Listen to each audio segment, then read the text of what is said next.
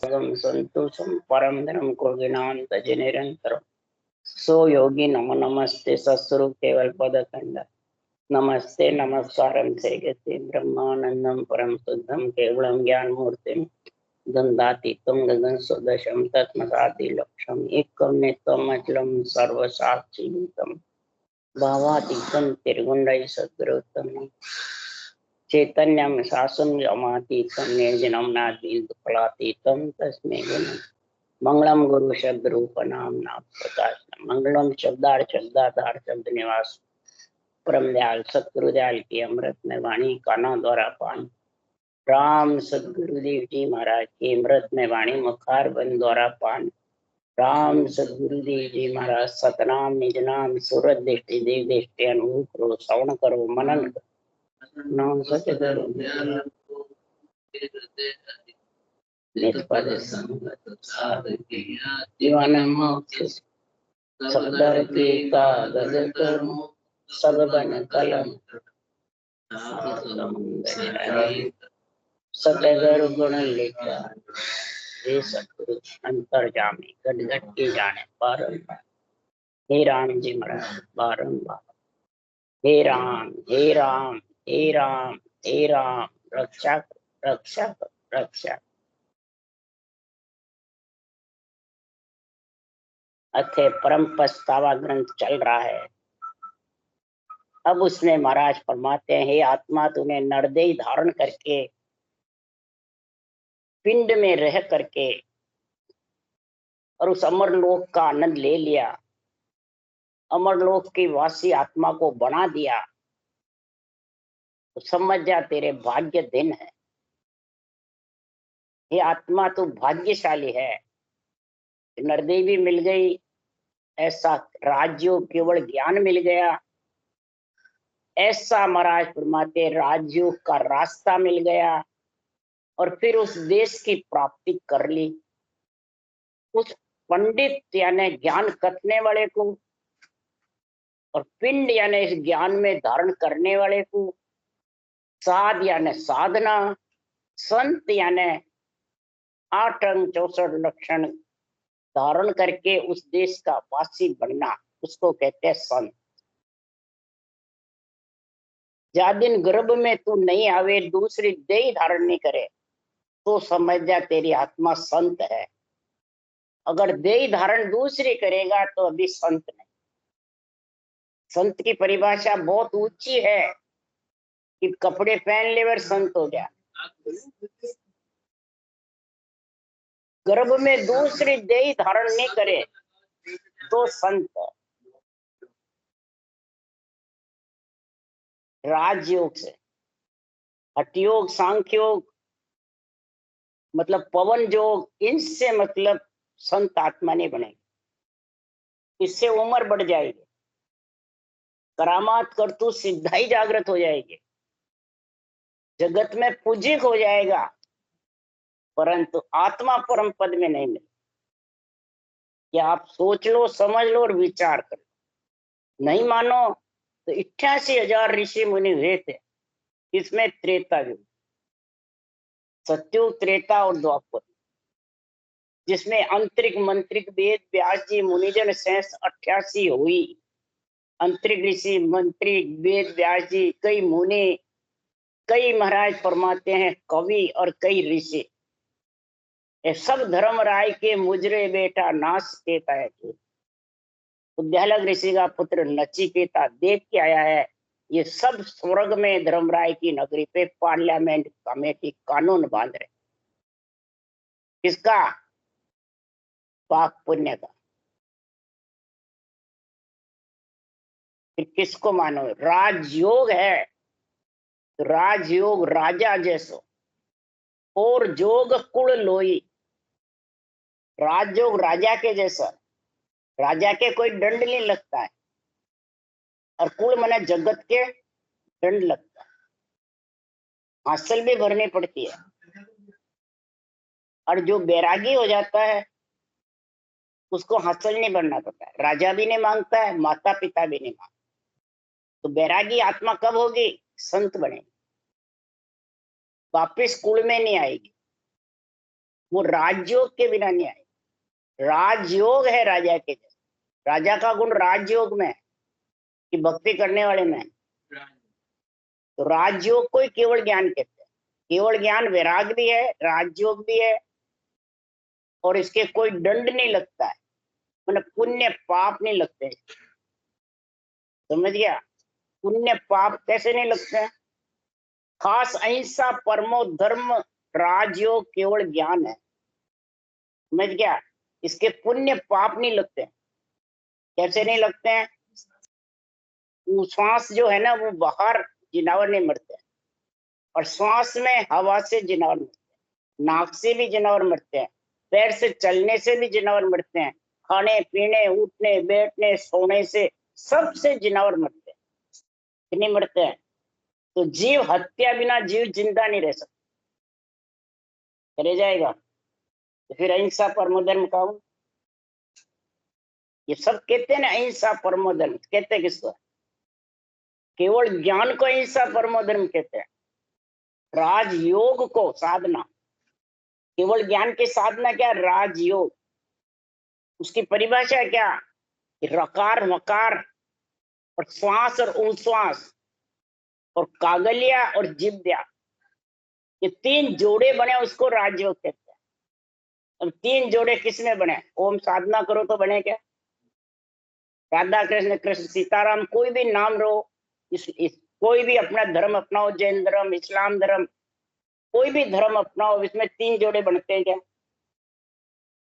तो फिर तीन जोड़े जब तक नहीं होंगे, तो तीन जोड़े बिना सृष्टि उत्पत्ति नहीं हुई, तो इधर तीन जोड़े बिना वो नियंत्रण नहीं आवे, और पाप पुण्य अहिंसा धर्मो परमो धर्म कहलाता नहीं।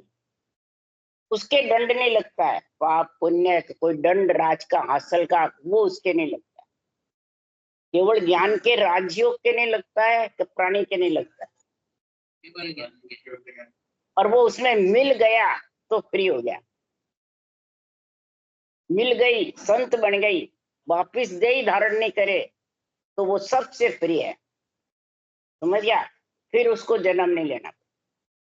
और राजयोग केवल ज्ञान से ही सबका ऋण चूकता रहता है, नहीं तो बाकी रह जाते हैं।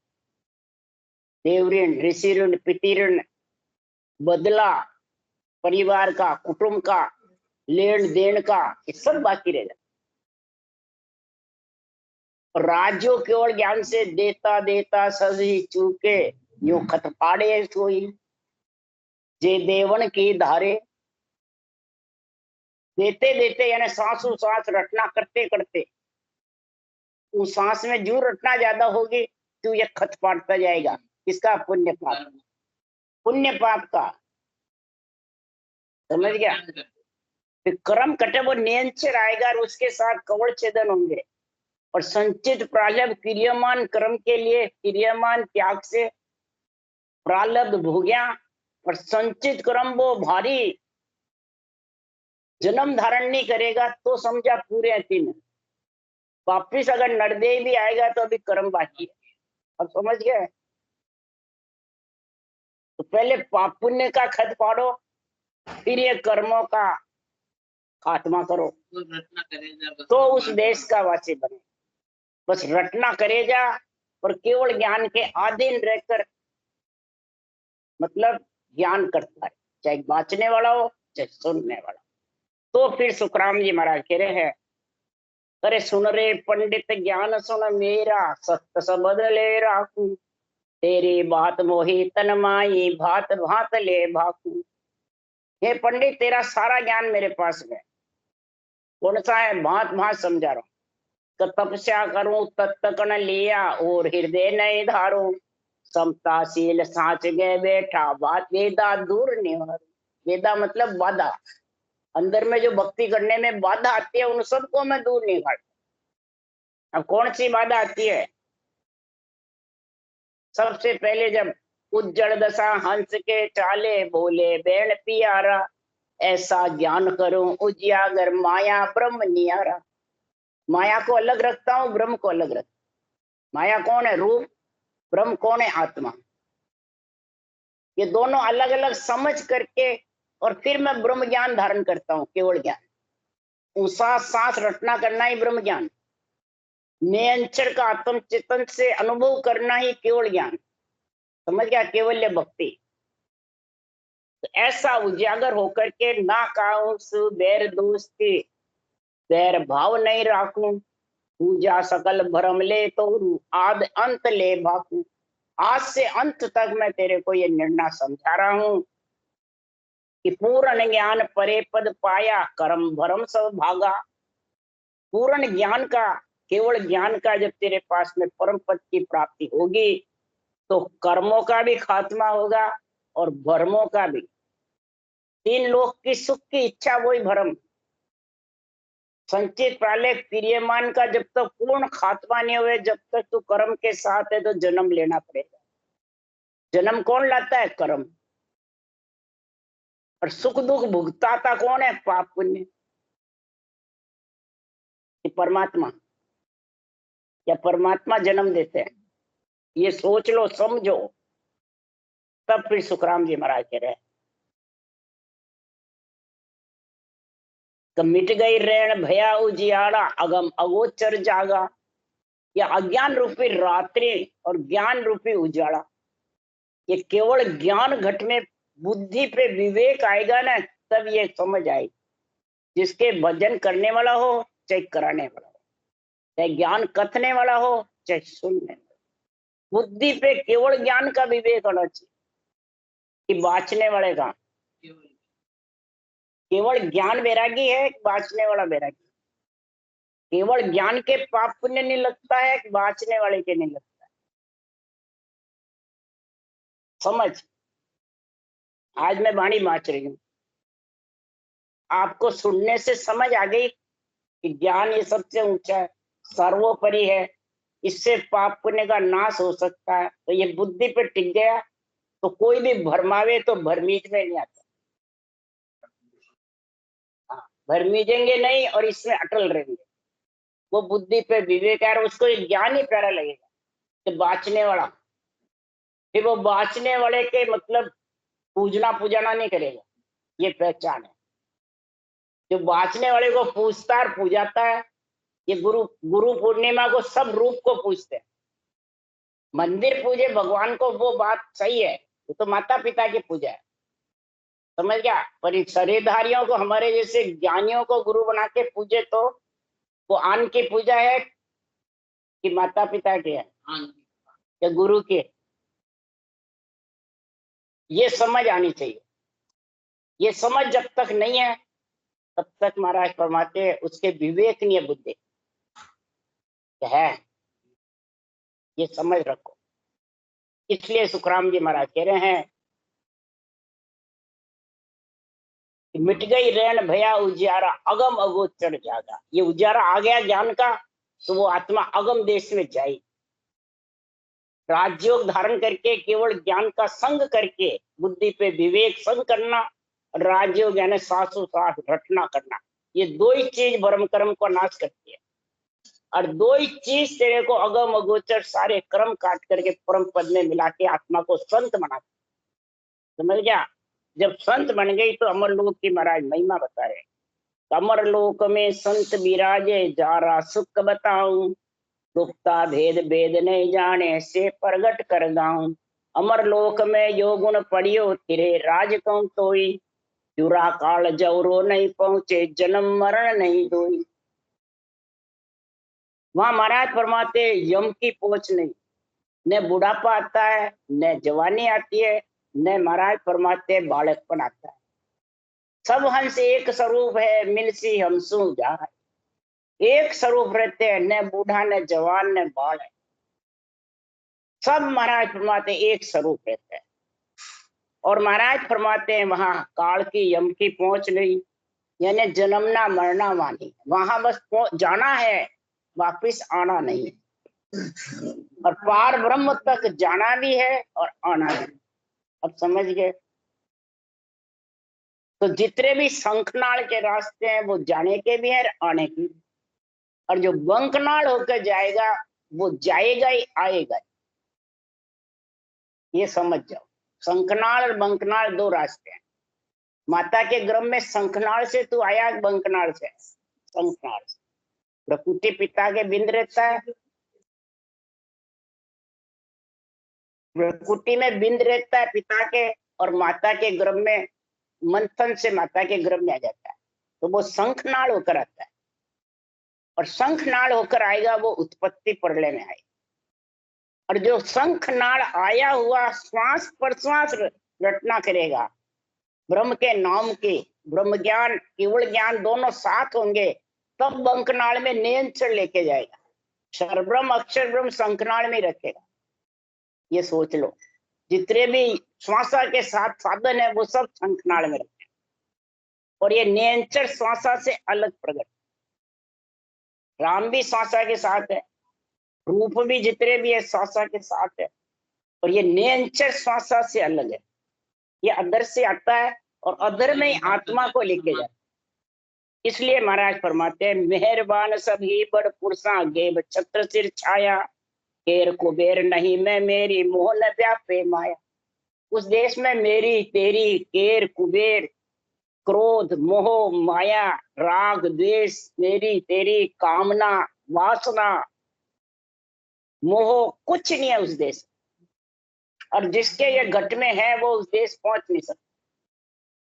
अगली बात, जिसके है वो इस देश में संत आत्मा बन नहीं सकता, और इन सब से अलग होके नियंत्रण के साथ उस देश का आनंद ले रही है, और केवल ज्ञान का संग कर, बुद्धि पे विवेक केवल ज्ञान का, और आत्म चेतन को अनुभव नियंत्रण के साथ अधर में गीगन मंडल। तो महाराज फरमाते हैं, एक ही रूप एक ही तपी बड़ा पुरुष बड़ भागी, आप उजाड़ा आप ही सूझे अखंड झिला मिले ज्योति। दूसरों का नहीं है इसमें दे, उजाड़ा खुद का स्वयं प्रकाश देश है। इसमें पहले सूरत रूपी नेत्र खुलते हैं, ज्ञान रूपी नेत्र खुलते हैं। सूरत रूपी नेत्र से शब्द ब्रह्म के दर्शन होते हैं, ज्ञान रूपी नेत्र हृदय में खुलते हैं। तो हृदय में महाराज फरमाते हैं ज्ञान का अनुभव होने लग जाता है, अणुवे ज्ञान की। जब सूरत रूपी नेत्र खुलते हैं तब ज्ञान रूपी नेत्र हृदय में खुलते हैं, और हृदय से सूरत कंठ कमल में शब्द का आनंद लेती है। तो शब्द ब्रह्म का आनंद सूरत रूपी नेत्र लेता है, ज्ञान नेत्र इस ज्ञान का आनंद लेते हैं। अब समझ गए। अब ब्रह्म नेत्र त्रिलोकी की आत्मा का ब्रह्म नजर आने, कोई छोटा मोटा हल्का भारी नजर नहीं आता। जैसे रामचंद्र भगवान के ब्रह्म नेत्र खुले, एकड़ समाधि लगी, तो रावण भी आपके बराबर लगा कि हाथा कहो शरीर कौन विद काट्यो जाए। हाथों से मैं शरीर कैसे काटूं, रावण का मेरे शरीर में कोई फर्क नहीं। पंचतत्व आत्मा रावण के, पंचतत्व मेरी आत्मा ब्रह्म रावण की, मेरी भी ब्रह्म। मैं कैसे मारूं, यही अर्जुन कह रहा, मैं कैसे मारूं। समझ गया। तो वशिष्ठ मुनि ने कहा तो रावण को नहीं मारना, सत्य को रखना, असत्य को मारना। क्या कहा? सत्य को रखना, असत्य को मारना। कृष्ण भगवान ने यही अर्जुन से कहा, तो कर्तव्य कर्म तेरा करना है, सब मरे हुए हैं, इनको तू क्या मारेगा। जन्म लिया उसको तो मरना ही पड़ेगा, सब मरे हुए हैं। आत्मा तो अविनाशी है, आत्मा थोड़ी मरती है। तेरे को मारना है तो झूठ को मार और सत्य को रख। झूठ कौन है? जो सकल ब्रह्म आत्मा को आपसे हल्का समझता। जैसे वाणी बांचने वाले, मैं ज्ञानी हूँ, वाणी बांच रही हूँ, सबको विधि बता रही हूँ, ज्ञान दे रही हूँ, तो मैं सब देवताओं को, मंदिरों को, नवदा भक्तियों को, मंत्र मंत्रादि रटने वाले को, सबको हल्का मानती हूँ, और अपने आप को ऊंचा मानती है। तो अपनी जगह। और महाराज फरमाते हैं उसके समझो ब्रह्म नेत्र नहीं खुले। पहचान बता रही हूँ आप, ब्रह्म नेत्र उसी के खुले हैं जो रामचंद्र भगवान के खुले, और उन्होंने यही केवल भक्ति थी रामचंद्र भगवान के पास। कृष्ण भगवान के पास भी यही केवल भक्ति थी जब तत्व ज्ञान कथा, यही सुखराम जी ने कथा वही।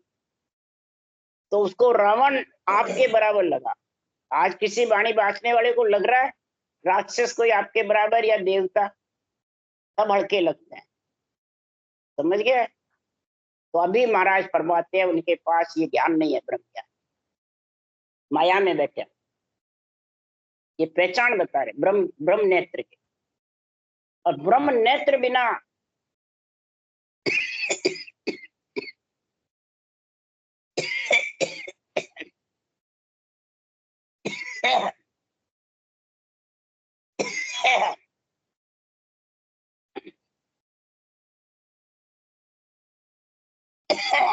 ब्रह्म नेत्र के बिना दिव्य नेत्र खुले नहीं, समझ गए। और दिव्य नेत्र खुले बिना सत्स्वरूप के दर्शन हुए। जो सहज समाधि सता समाधि है वो समझ ही नहीं सकते, अब समझ गए। और सता समाधि बिना आत्मा परम मत मिले नहीं। क्यों साधु भाई, सहज समाधि भली है, ध्यान समाधि से, ब्रह्म समाधि से, इकर समाधि से, शून्य समाधि से भी सहज समाधि भली है, 24 घंटे वो लगती है।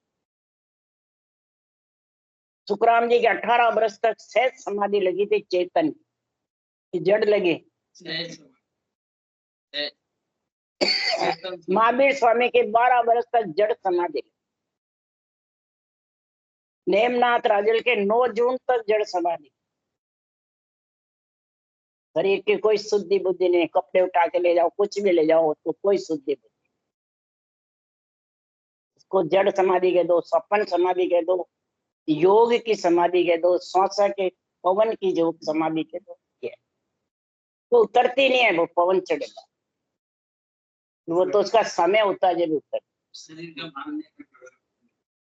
केवल्य तो फिर महावीर स्वामी के 12 वर्ष तक ये रही। कोई कान में कीले ठोक दिए, कोई क्या कर दिया, कोई कुछ कर दिया, और मरे हुए को अपन कुछ भी कर दो, काट दो, फेर दो, कुछ भी कर दो, उसके कोई दर्द होता है क्या? ऐसे जड़ समाधि पर फिर वो, हाँ, जड़ समाधि में महावीर स्वामी 12 वर्ष रहे। बोलो, 12 वर्ष बाद जब चेतन आया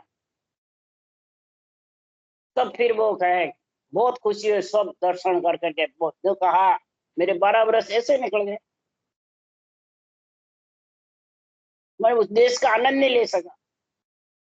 जड़ में क्या आनंद लेगा, सत्संग का क्या अनुभव करेगा जड़ में?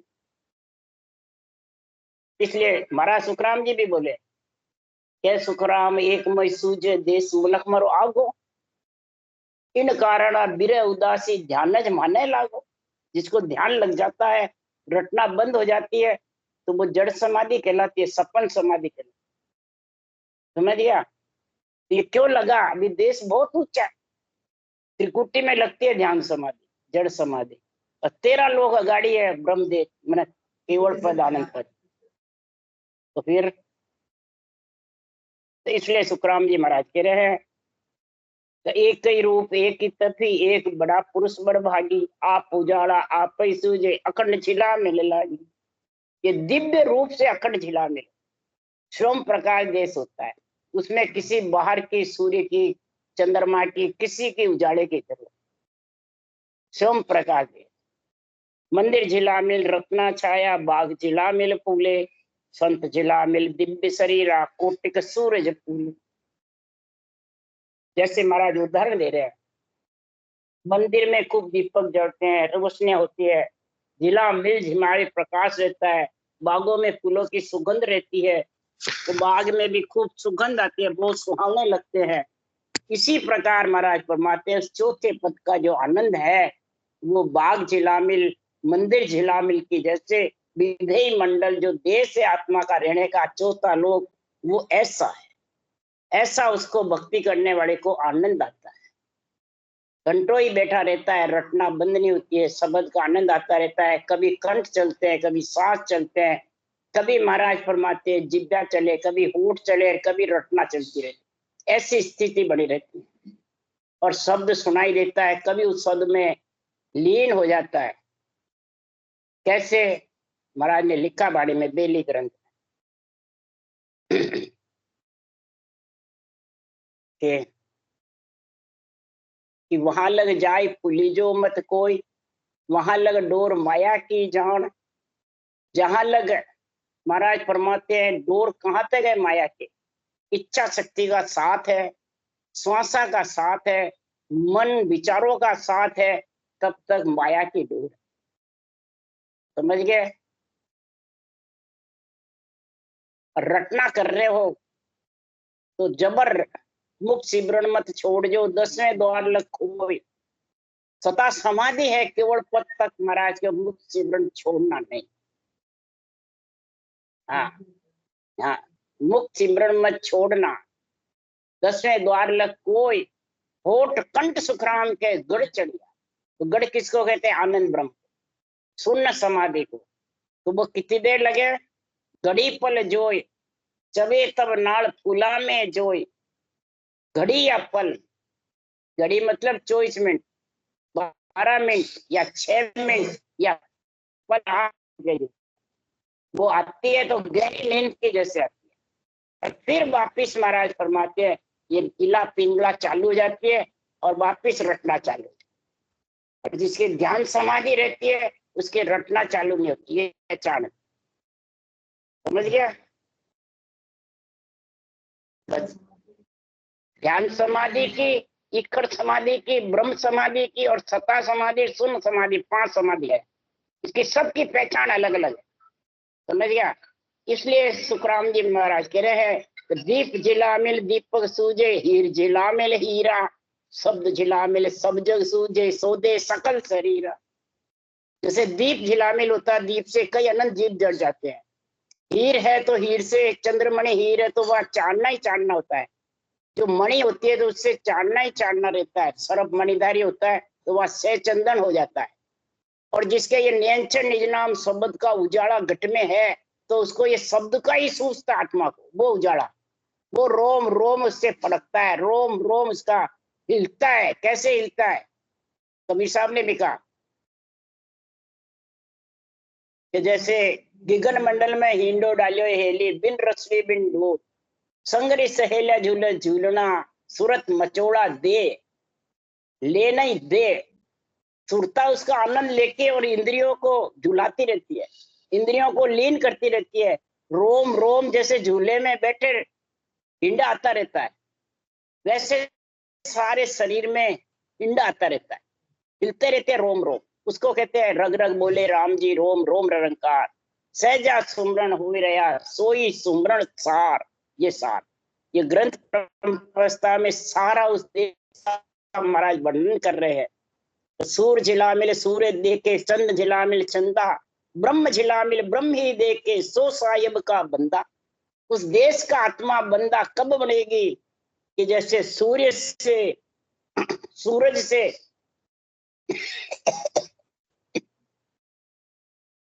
सारी सृष्टि में उजाला हो जाता है, रात्रि खत्म हो जाती है। चंद्र से सारा महाराज जो चारणा होता है, पुण्यों का चंद्रमा होता है जब, ऐसे ही ब्रह्म परमात्मा के नाम से आत्मा में इतना आनंद आने लग जाता है कि उसका पति का संग हो जाता है। नियंचर रूपी पति है और राम नाम माता पिता है।